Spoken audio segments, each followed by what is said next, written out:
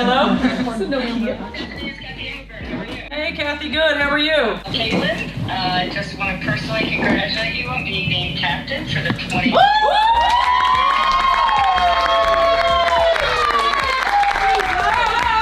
All the best to the whole team tomorrow in the Tuesday in the Commissioner Cup final. Yeah, we better get that dub, Kathy. Well, folks, the internet just broke. Again. Caitlin Clark is officially the WNBA All-Star Captain, and social media is melting down in the most spectacular way imaginable. You seriously couldn't script this chaos if you tried. So yeah, Caitlin Clark is going to be an All-Star. And if you guys have not seen the media, what the media are doing, I'm just sitting there like, why do they think this is going to be any different?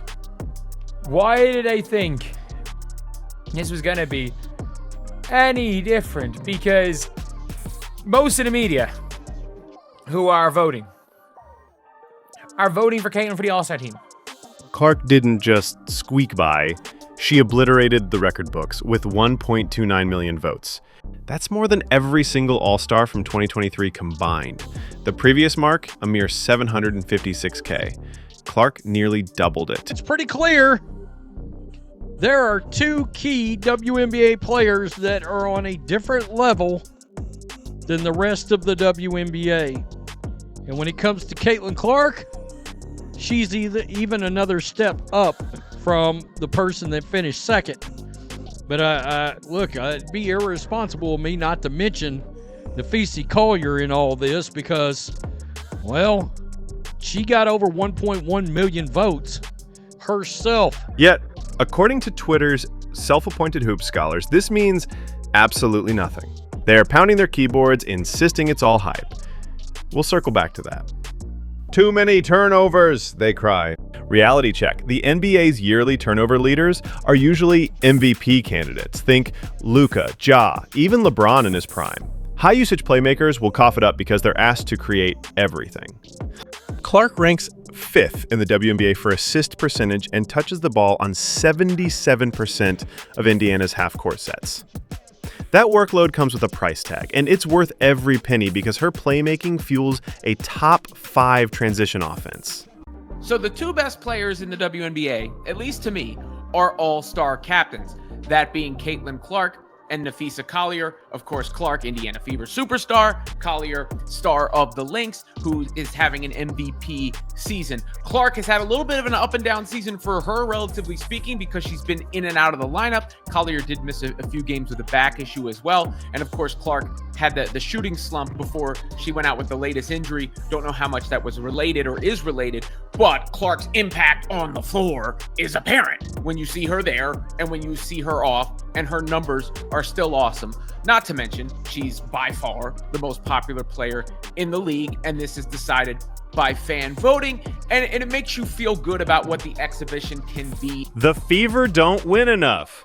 Sure, if you ignore context, nuance, and, well, math. Indiana finished 9-31 last year.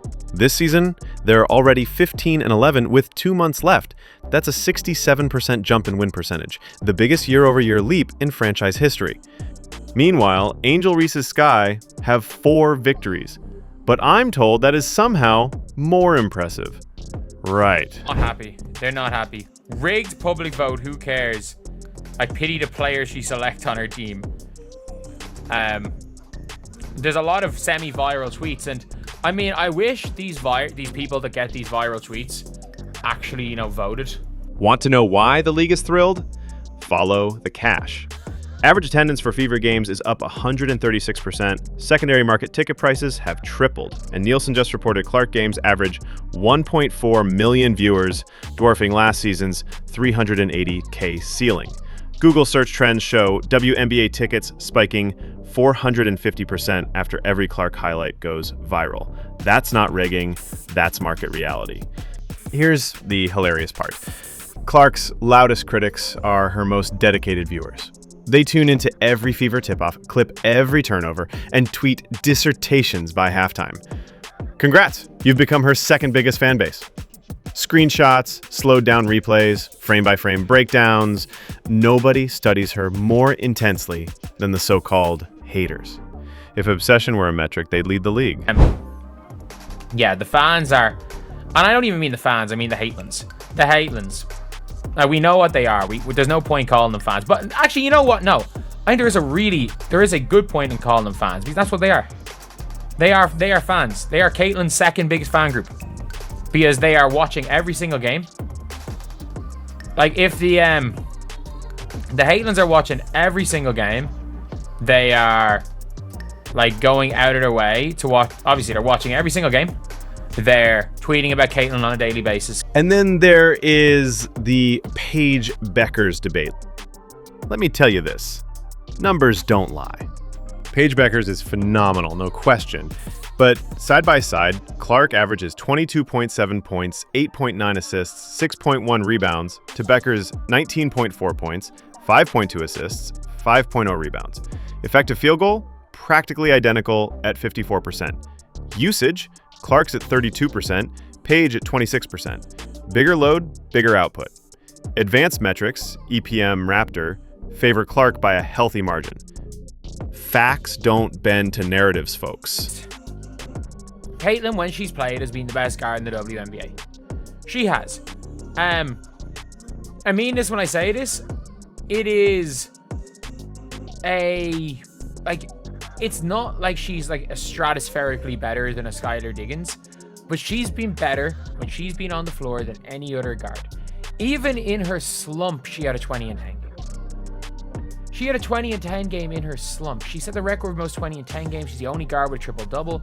She had a 32, 9, and 8. She nearly had a 30-point triple-double in a win against the Liberty, who at that stage were undefeated. Critics yell rigged vote, like it's 2002 when they just discovered reality TV.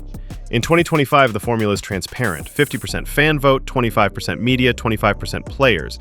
Clark finished first with every group except a handful of salty media ballots that had injured players starting. Somehow that's integrity, but 1.29 million fans is corruption?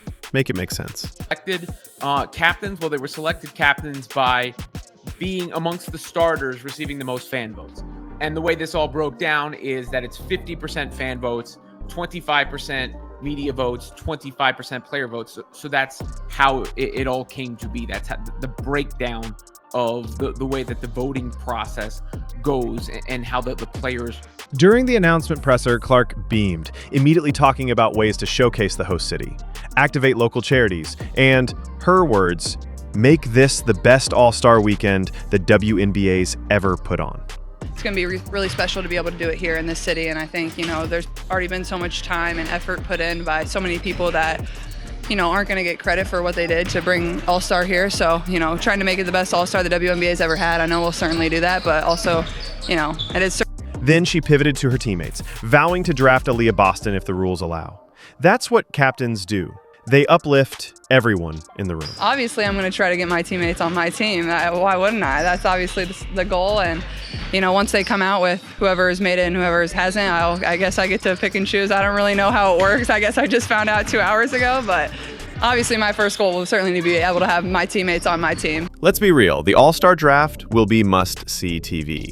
Does Clark mend fences and grab Paige early? Does she reward vets like Skylar Diggins-Smith? Imagine the internet uproar if she snags Asia Wilson first overall. Chaos in 4K. Every selection becomes a storyline, and that's exactly what the league needs to convert casuals into diehards. International viewers matter too. EuroLeague streams featuring Fever highlights saw a 79% bump this spring. Australia's ESPN affiliate moved Fever games to primetime. Clark's reach doesn't suppress overseas talent, it spotlights them. When millions tune in for Clark, they also discover Jonquel Jones, Han Su, and Sato Sabli. Rising tide, meet boats. Caitlin Clark, the only WNBA player receiving over 500,000 fan votes for the WNBA All-Star Game. Aaliyah Boston, Kelsey Mitchell, Lexi Hull, the Fever 4, sitting in the top 10 when it comes to WNBA fan voting for the All-Star Game. Every chance the Indiana Fever fans, every chance Caitlin Clark fans, every time they have a chance to show up. Sponsorships? Nike's limited edition Captain Clark tee sold out in 4 hours. Wilson basketballs with her signature are fetching triple retail on StockX. The WNBA store reported its single largest online sales day ever. Yes, the day after the captain news dropped. That's commerce you can quantify. For the stat heads, Clark's on-off rating is plus 9.8, best among guards with 25 plus miles per gallon. Her assist-to-usage ratio divided by USG percent is 0.27, placing her in the 94th percentile league-wide. Turnover percentage? Down from 20.4% last year to 17.1%. A tangible improvement. She's shooting 39% from deep on 8 attempts a game, stretching defenses beyond the arc of reason. It's unquestionable when she's played that it's top 4 guy. I think if you wanted to not vote her in, if 50% of the media